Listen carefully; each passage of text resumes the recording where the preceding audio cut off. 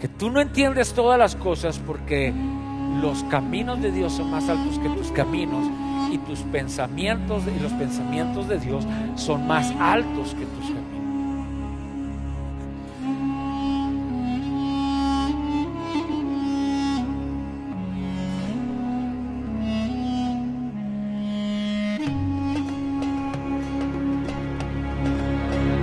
¿Por qué Dios está sucediendo esto aquí y ahora?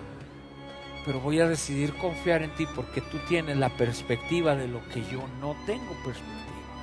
Entonces Dios permite que cosas de ese tipo sucedan para reorientarnos, para decirte: yo quería que sacaras una carrera sin que te alejaras de mí. Yo quería que fueras exitoso en tu trabajo sin que me dejaras, porque esa es la manera de Dios de captar tu atención.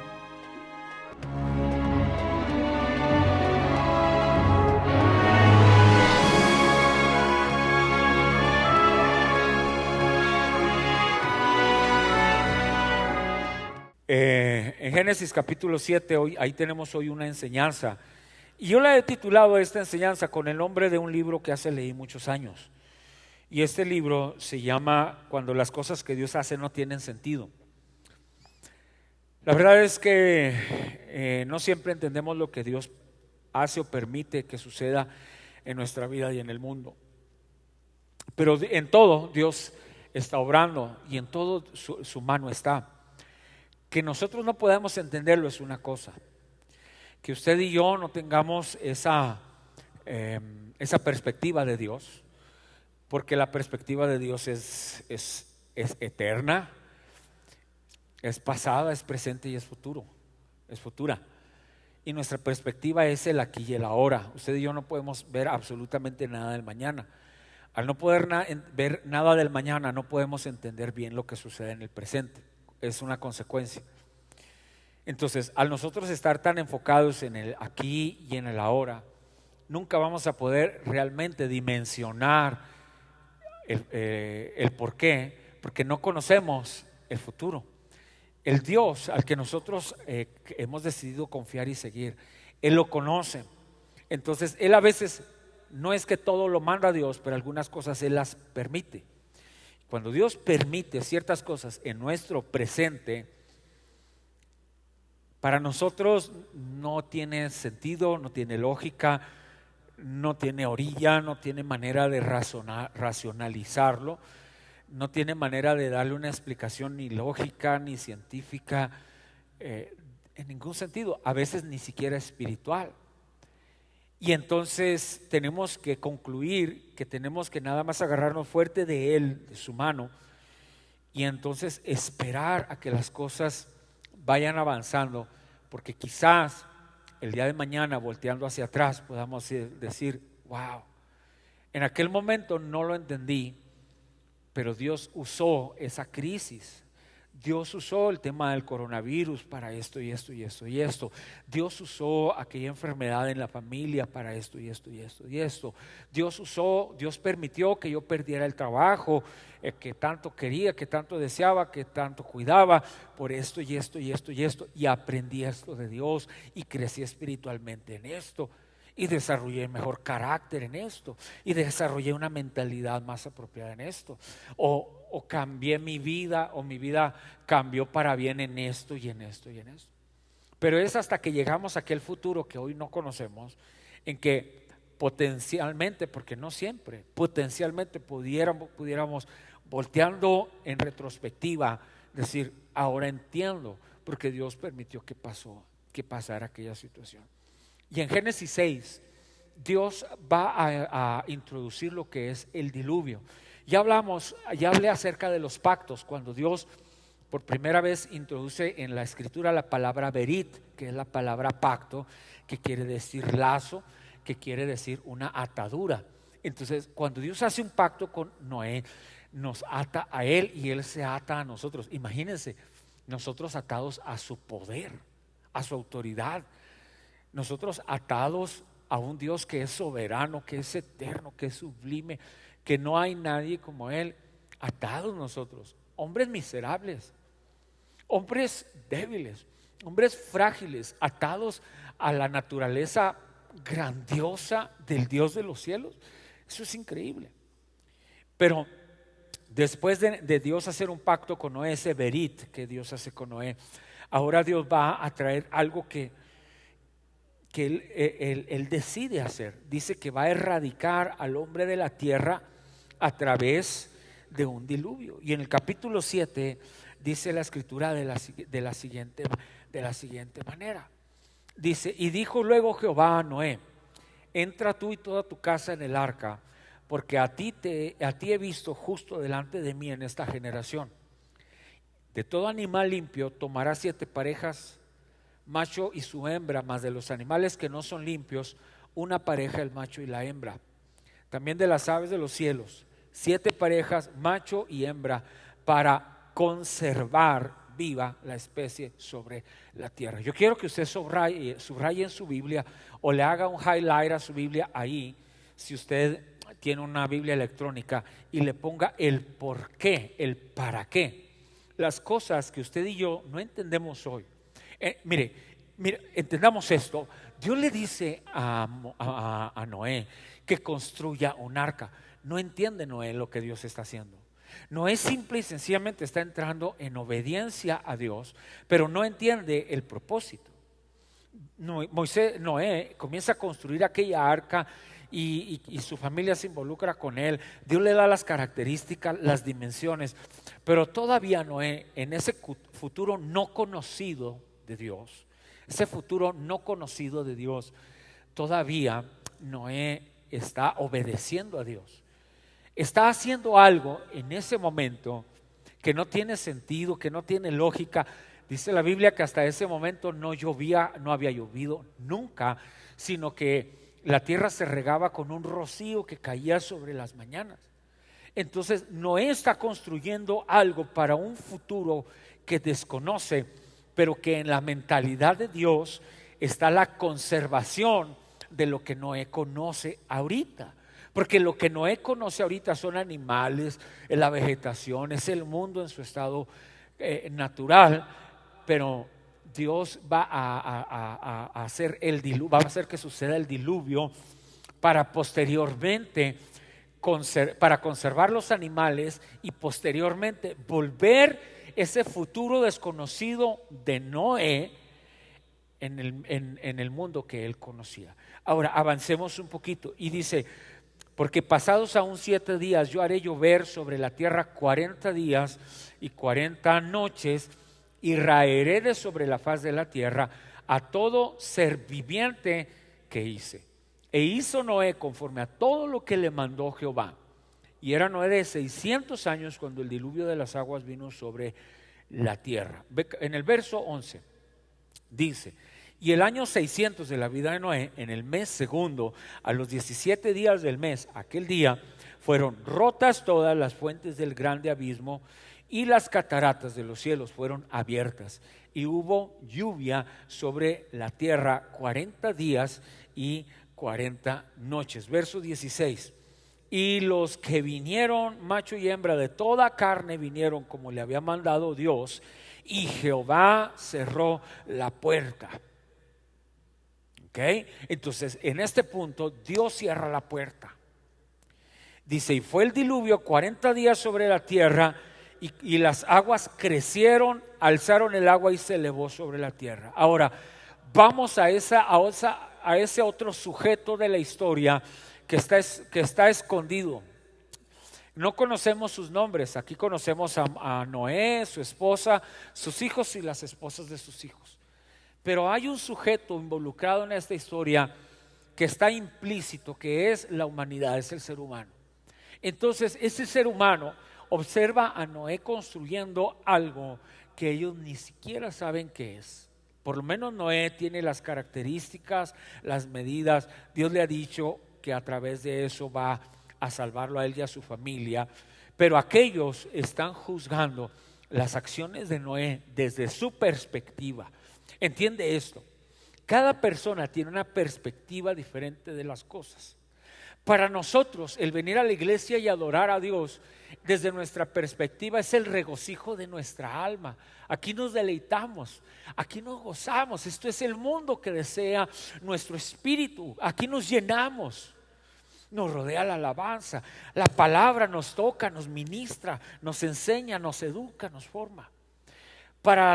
Desde la perspectiva de tu familia, de muchos de tus amigos y de la gente que no conoce a Jesucristo, tú y yo somos unos fanáticos, unos locos, unos desquiciados.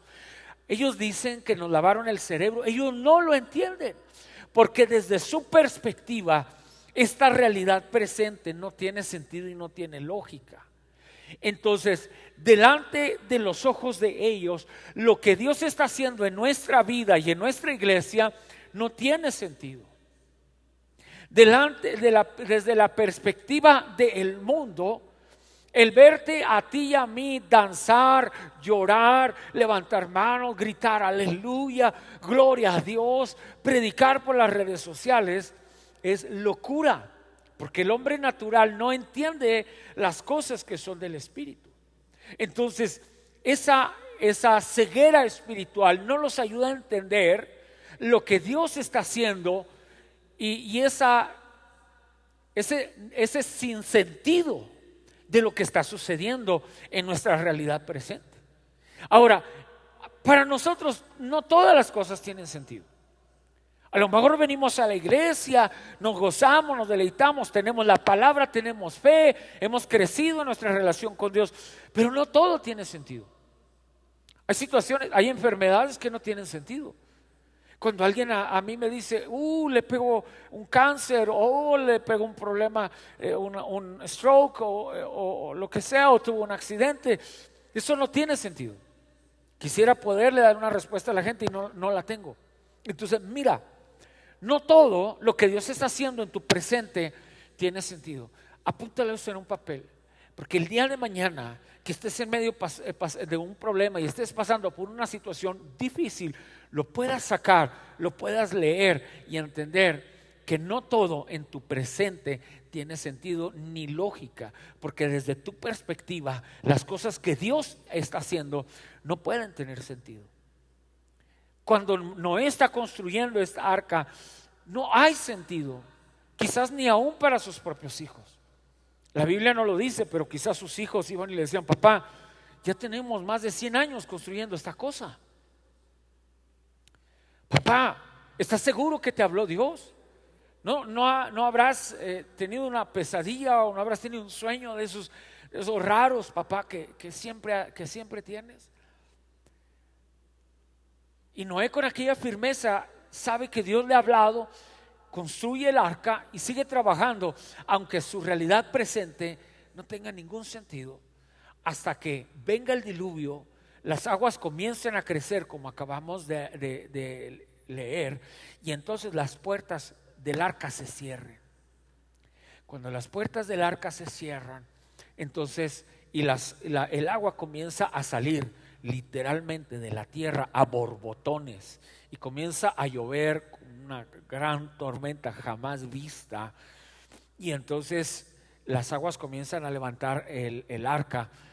Todos los vecinos de aquellos que lo llamaron loco, desquiciado, fanático, aquellos que le dijeron a tu papá se le botó una canica, por favor hágalo entrar en razón, dígale que ni siquiera llueve, menos que va a venir un diluvio, empezaron a correr desesperadamente hacia donde está el arca y empezaron a intentar, pero ya Dios había cerrado la puerta.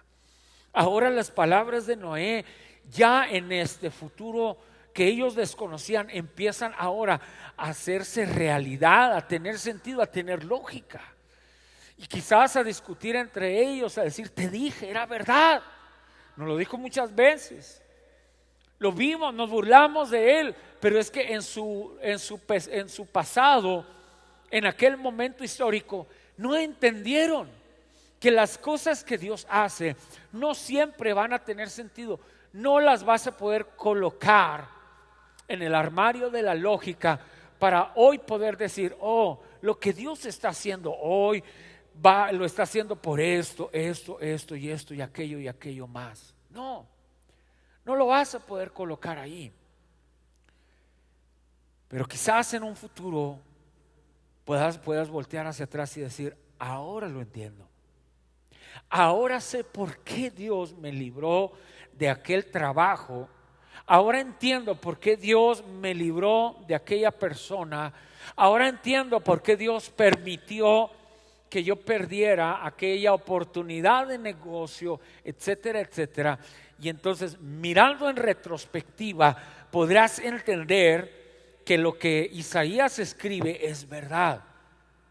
Que tú no entiendes todas las cosas porque los caminos de Dios son más altos que tus caminos, y tus pensamientos y los pensamientos de Dios son más altos que tus caminos.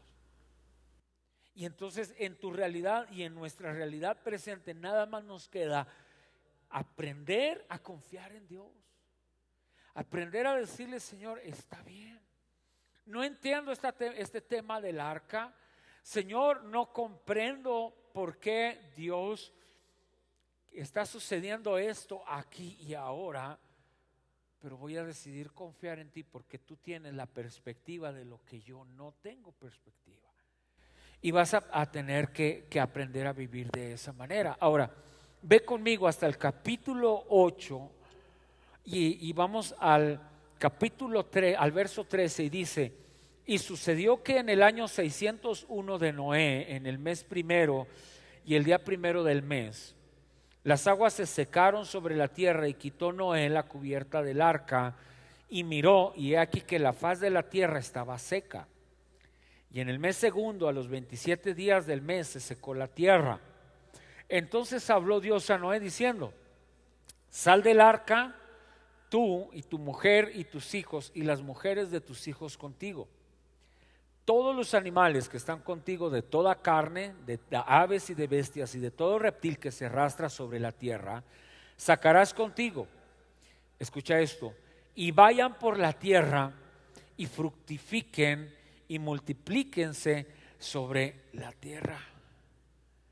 El mismo mandato que Dios había dado a Adán y a Eva allá en el huerto del Edén, ahora lo está dando a Noé, a su esposa y a sus hijos. Y les dice: vayan por toda la tierra, fructifíquenla y llénenla. Ahora, quiero hablar y tratar de cerrar esta enseñanza, este pensamiento, respondiendo a 4 preguntas del por qué las cosas que Dios hace no tienen sentido. Primer pregunta: ¿por qué llegan las crisis a nuestra vida? Esta pregunta necesita algún tipo de respuesta. No siempre lo sabemos, ¿verdad? Pero en la historia de Noé nosotros descubrimos que llega esta gran crisis a la humanidad en un momento donde el ser humano ha violado todas las leyes habidas y por haber. Entonces, algo tenemos que entender: que a este mundo lo gobiernan leyes, que a esta sociedad la gobiernan leyes. Algunas de ellas son naturales, como la ley de la gravedad, otras las leyes de la física, y está gobernada por diferentes tipos de leyes la naturaleza. La naturaleza tiene leyes que hace que las plantas crezcan por sí solas, entran a un proceso de vida y luego mueren, y luego se repiten los ciclos de vida. Y la naturaleza tiene esas leyes que hacen que el agua tenga sus diferentes estados: el líquido, el gaseoso, el sólido, y que nos corran ríos, como aquí el río Las Ánimas, por medio de nuestro condado, de nuestra ciudad, provea agua para las siembras, provea agua para beber para nosotros, provea animales, pescados, provea todo el mundo vegetal y el mundo animal que hay alrededor del agua. Y eso es un ciclo que no acaba. Y hasta el día de hoy de las montañas sigue surgiendo agua, sigue bajando, y esa agua corre por ciudades, por pueblos, llega a los grandes mares, y luego se repite el ciclo, y son ciclos de la vida que están en constante movimiento. El ciclo de la vida que implica nacer, crecer y luego morir, no se acaba. Tú y yo tenemos abuelos que un día nacieron y luego posteriormente quizás ya muchos de ellos murieron.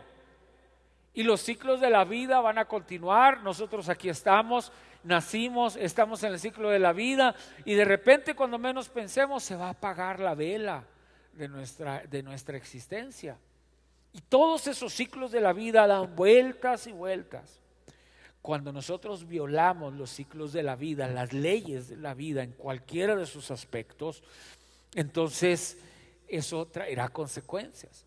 Cuando una persona viola el ciclo de la vida asesinando a otra antes de su tiempo destinado para la muerte, esa persona va a enfrentar las consecuencias de quebrantar el ciclo de la vida, porque es lo que está haciendo.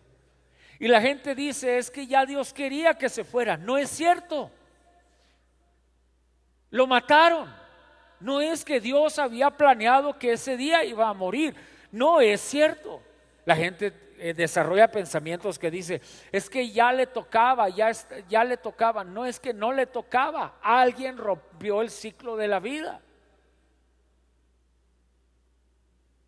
Y hay gente que desarrolla el pensamiento que dice, es que aunque te quieran matar, si Dios no quiere, no te mueres. No es cierto. Dios puede hacer un milagro, es verdad, eso es perfectamente cierto, pero cuando alguien interrumpe esa ley de la vida, vienen las consecuencias de interrumpir el ciclo, las leyes de la vida. Cuando tú y yo violamos las leyes de la gravedad y nos exponemos, tendremos que en su momento enfrentar las consecuencias. Esta mañana me fui con el hermano Urias a las montañas de aquí de Colorado. Nos fuimos muy temprano en la mañana porque yo tenía una junta a la que regresar a tiempo. Así que nos fuimos en la mañana y subimos una montaña y en una parte venía yo en la bicicleta y ya de bajada agarra bastante velocidad y entonces agarro una curva y entonces yo siento que me voy a ir y de aquel lado está un barranco, de aquel lado está un precipicio. ¿Por qué? Me asusté porque estaba violando el principio de la gravedad y si nada más no logro controlar la bicicleta, ya estaba tirado ahí abajo. Yo hubiera venido con algunos chipotes en la cabeza, raspado o peor aún algún hueso quebrado, líbrenos Dios, ¿verdad? Entonces, cuando nosotros violamos las leyes de la naturaleza, consecuencias vienen.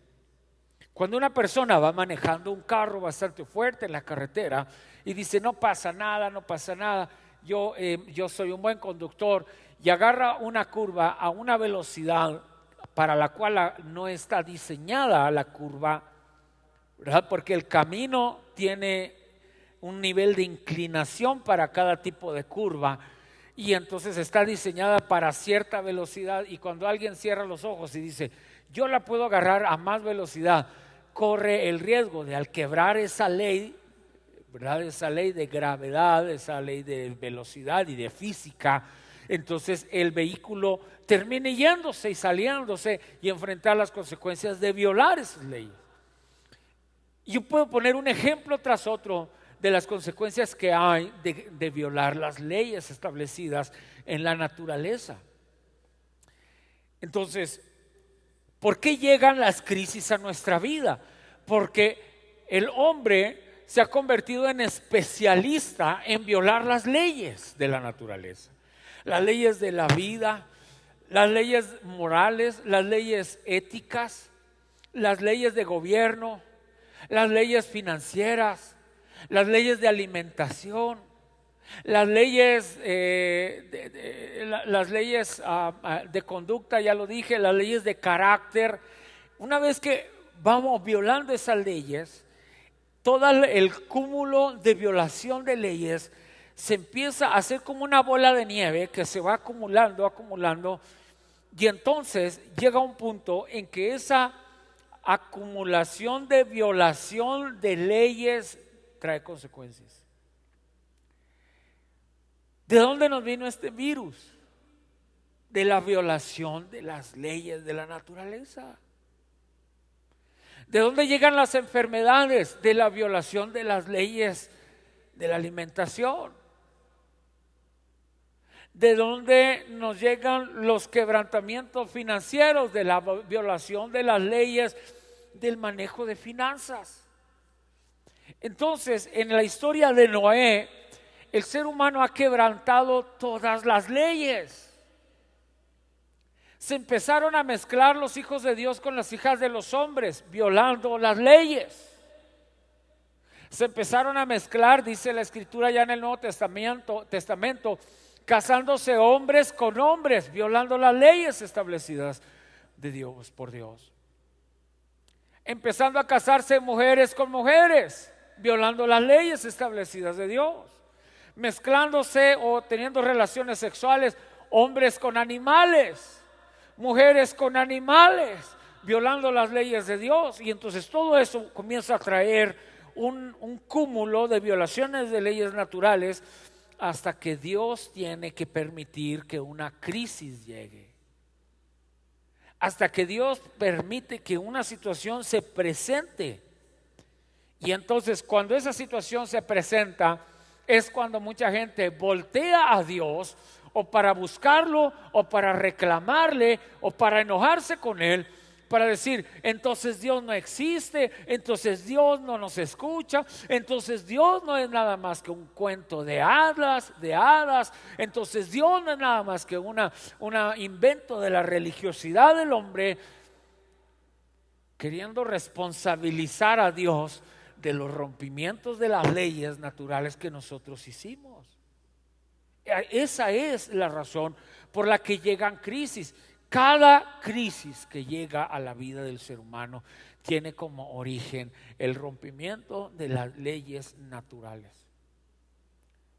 Leyes de comportamiento, leyes morales, de alimentación, leyes de sanidad, leyes cualquier, you name it. Cuando nosotros violamos una y otra vez los ciclos de la vida, enfrentaremos crisis. ¿Ok? Segunda pregunta que quiero responder al tema, cuando las cosas que Dios hace no tienen sentido. ¿Cuándo es que Dios tiene que intervenir en una crisis y traer juicio? Pues bueno, cuando nuestras vidas pierden control y pierden el sentido de propósito. Escucha esto. Cuando Dios tiene que intervenir, lo puede hacer a nivel individual, a nivel familia, a nivel comunidad, lo puede hacer a nivel gobierno, a nivel nación, en este caso a nivel mundial. En el caso del diluvio de Noé lo hace a nivel mundial. Y entonces Dios tiene que intervenir porque Dios ha visto la corrupción del hombre. Hombres casándose con hombres, mujeres casándose con mujeres, ya lo dije. Hasta que Dios dice, si yo dejo que esto siga sucediendo y yo no pongo un stop a esto, si yo no detengo esta locura desenfrenada del ser humano, entonces el ser humano va a perder propósito, va a perder perspectiva. No va a haber nadie aquí sobre la faz de la tierra que entienda que los puse aquí para un propósito. Entonces Dios tiene que lograr, Dios tiene que permitir que esa crisis del diluvio llegue para reorientar al hombre a su propósito. A su propósito. Hay gente que comienza sin darse cuenta, o como dijo el Chavo del 8, sin querer queriendo, a alejarse de Dios, y lo comienza a hacer sutilmente. Y Dios tiene un camino y Dios tiene un destino para él, pero esta persona quizás comienza a irle bien en sus finanzas y comienza a crecer, o quizás saca una carrera universitaria y se comienza a sentir importante, y entonces comienza a tomar un rumbo diferente del que Dios trazó para él. Dios lo quiere acá, y él comienza a alejarse Se empieza a sentir importante, intelectual, sabio, reconocido, y entonces comienza a sentir que no necesita a Dios y comienza a alejarse. Y cuando menos piensa se va alejando y todavía cree en Dios, pero cada vez lo ve más distante. Todavía cree que Dios es real, que Dios es supremo, que Dios es divino, pero ahora ha desarrollado un estilo de vida lejos de eso, lejos de Dios. Y entonces hasta que algo sucede en esta persona, en su vida, en su matrimonio, en su salud, en sus finanzas, en su trabajo, en su vida profesional, hasta que un golpe llega y lo azota y lo golpea, se acuerda y dice, oh, tengo que volver a Dios. Entonces de una crisis Dios sacó un provecho para reorientar a esa persona y llevarlo al propósito de Dios. Ahora esta persona, si es suficientemente cabezona, si es suficientemente cabezadura, dura de cerviz, entonces esperará hasta ser quebrantado y humillado. Si esta persona no se humilla y no se doblega y no busca a Dios a tiempo, entonces la Biblia dice que el principio del quebrantamiento es la soberbia. Y entonces Dios va a permitir que más crisis lleguen y lo golpeen, y lo golpeen, y lo golpeen, y lo bajen hasta que ya no soporte más. Y entonces haya humillado, haya quebrantado, haya derrotado, allá tenga que voltear su mirada a donde siempre la había tenido.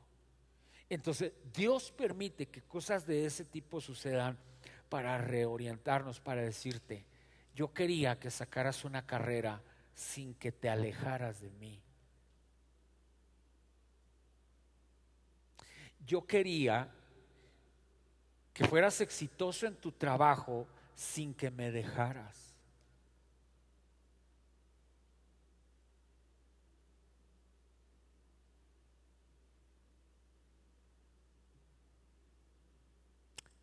Tercera pregunta, ¿por qué Dios permite una crisis?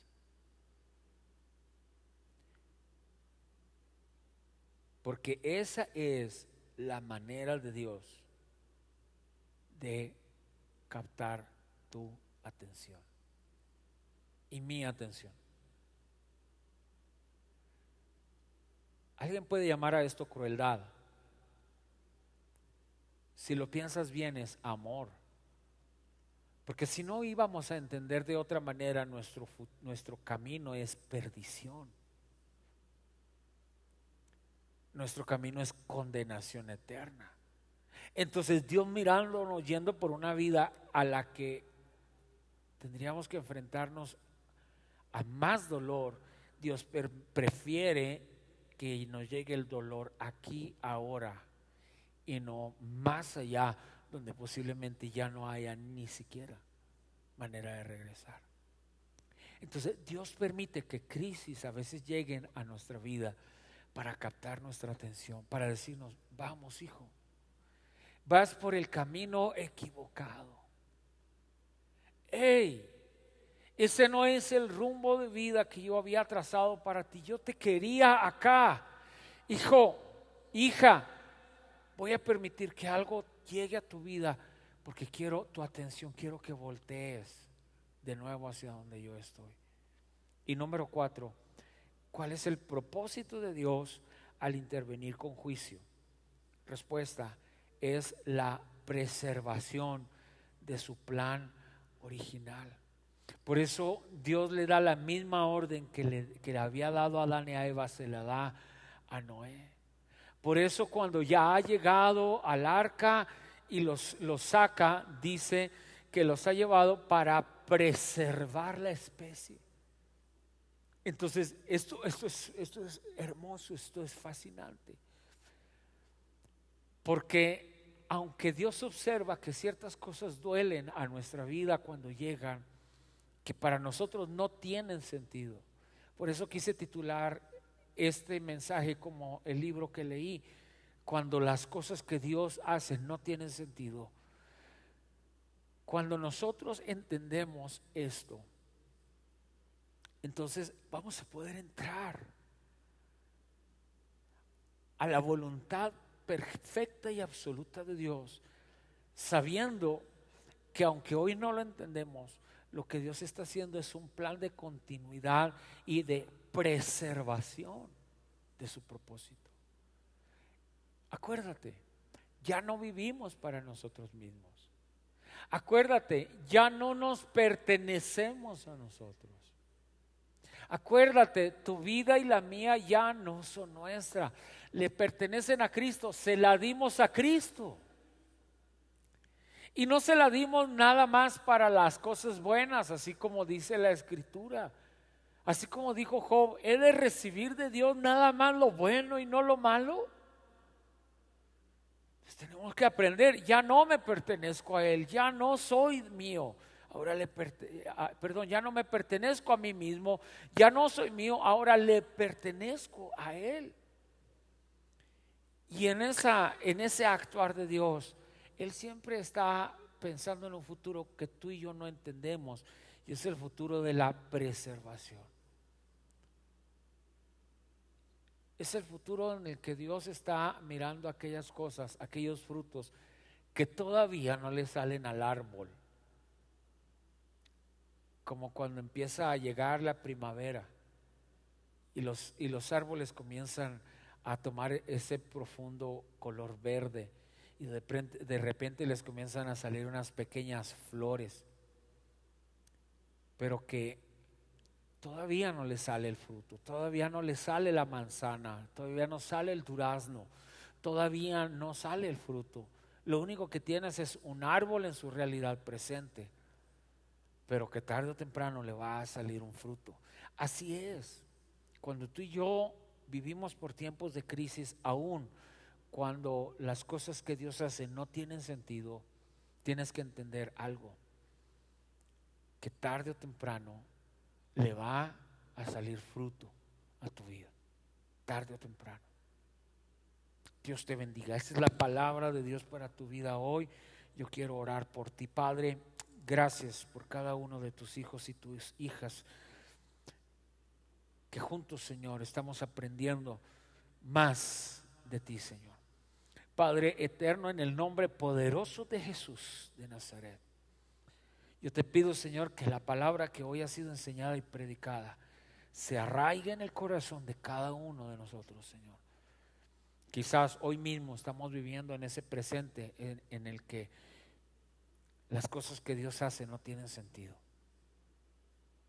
Quizás, Señor, el día de mañana tengamos que recordar este mensaje,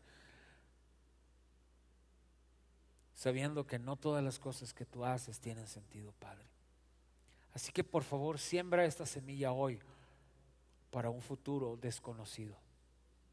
Siembra en nosotros hoy este pasaje en esta realidad presente para un futuro potencial, en el cual, Señor, el día de mañana tengamos que enfrentar una crisis, un problema, y mirando en retrospectiva, mirando hacia atrás, podamos decir: oh, para esto me estaba preparando mi pastor Jonathan.